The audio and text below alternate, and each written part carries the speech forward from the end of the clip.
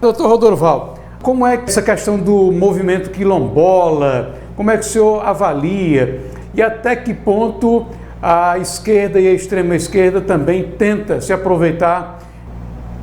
Os movimentos sociais no Brasil, os ditos movimentos sociais, movimento gay, movimento feminista, movimento negro, dentro do movimento negro, o movimento quilombola, são todos correias de transmissão do partido, como se falava antigamente.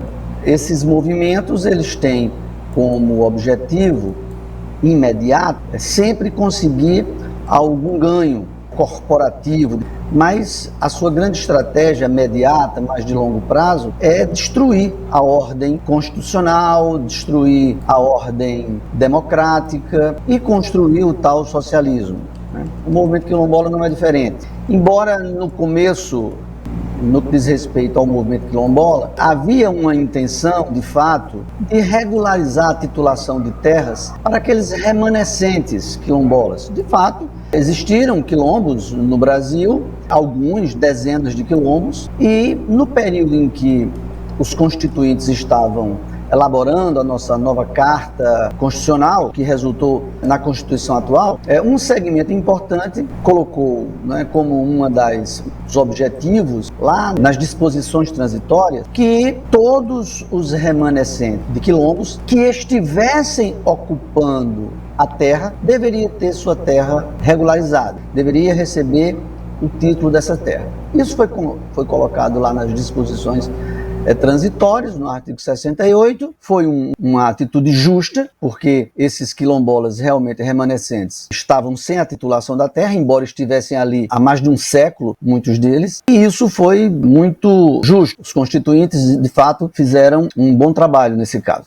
Em 2003, no governo Lula, sempre no PT, o governo baixou uma portaria para regulamentar alguns aspectos que ainda, segundo eles imaginavam, não estava regulamentado. E entre esses aspectos a serem regulamentados, aboliram a ideia de remanescentes. Porque qual era a ideia da Constituinte? Remanescentes são aqueles que sobraram, são aqueles que continuaram, é o restante que continuou. Só que o PT, através dessa portaria, colocou para qualquer pessoa que tivesse algum vínculo direto, indireto, com essas comunidades, a possibilidade de se considerar um quilombola. Então, da mesma maneira que hoje no movimento trans, mesmo um homem querendo se ou necessitando se considerar uma mulher, ele se considera uma mulher, independentemente de aspectos biológicos, somente com a vontade dele, a autoidentificação. Com os quilombolas aconteceu exatamente o mesmo. Qualquer um pode se considerar quilombola, desde que declare que se considera quilombola e comece então a pleitear a terra. Isso criou uma corrida a milhões de hectares espalhados pelo Brasil de grupos que nunca tiveram absolutamente nenhuma ligação com quilombos, com quilombolas, não eram remanescentes, não tinham nenhuma característica, mas se consideravam quilombolas e, como manda o processo, formaram associações, pleitearam pedaços de terra,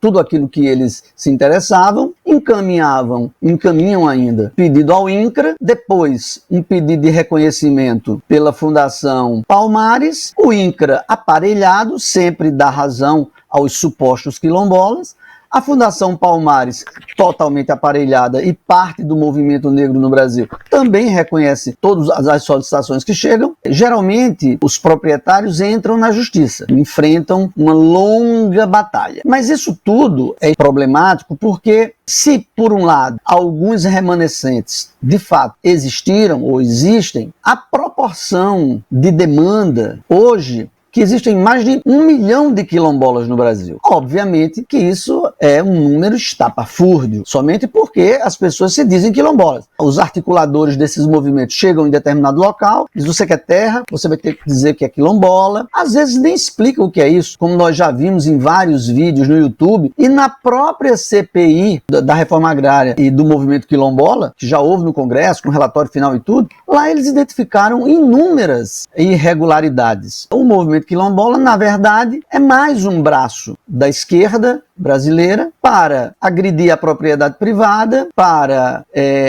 tensionar a legislação e colocar dentro da dinâmica da política a representatividade de um grupo que, de fato, não tem esse número. Para você ter uma ideia de tudo que foi pleiteado até hoje, nesses últimos, porque foi desde o governo Fernando Henrique já começaram, vem aí de 20 e poucos anos, de tudo que foi pleiteado, apenas 5% foi de fato titulado. Ou seja, 95% continuam na batalha, seja na batalha judicial, seja nesse processo de busca de reconhecimento do INCRA, da Fundação Palmares e às vezes de alguns outros órgãos, aquele Serviço de Patrimônio da União, às vezes o IFAM, quando envolve algum patrimônio histórico. É um movimento que apenas aparentemente, assim como o movimento negro, o movimento LGBT, o movimento feminista, apenas aparentemente é um movimento de defesa das minorias. O objetivo verdadeiro deles é muito mais profundo. A estratégia deles é totalmente diferente. Dr. Rodorval, esse projeto da esquerda de investir na divisão,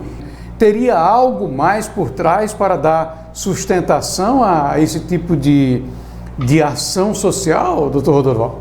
Claro que tem, porque são um instrumento na tal guerra cultural. Então, por exemplo, o movimento quilombola traz um grau de relativização do que é um quilombola que ultrapassa todos os limites razoáveis e racionais. Você chega em inúmeras comunidades que pleiteiam esse título de quilombola, de terra quilombola, você chega lá, não há, do ponto de vista étnico, nada que indique isso. A religião, a grande maioria é cristã. O vestuário, se vestem absolutamente iguais a todos nós. A comida, a mesma comida. Danças, diversões. Não há nada, um marco histórico, uma lembrança, que é muito importante, a memória do grupo. Não há absolutamente nada de quilombola. Mas isso é importante porque é uma maneira a mais de tensionar o campo brasileiro, de colocar nos produtores rurais, nos proprietários de terra, a pecha de exploradores, de grileiros, tensionar a própria legislação, que diz claramente o que significa remanescente de quilombolas que estejam ocupando suas áreas. Como a ação deles é de desestabilização da ordem, desestabilização da racionalidade, desestabilização do mínimo de estabilidade que exista, política, cultural, jurídica. Então a ação deles se presta a exatamente isso. A questão da terra é secundária, incidental. Não podemos nunca esquecer que esses movimentos todos estão aí, o movimento feminista, o movimento LGBT, o próprio movimento sindical, eles estão para desestabilizar a ordem, desestabilizar o nosso ordenamento jurídico, desestabilizar a cultura que, segundo eles, é uma cultura de machistas, de racistas, de homofóbicos, de todas as fobias que se possa imaginar. E aí eles contribuem com a parte dele nessa guerra cultural, tensionando esse conjunto de elementos.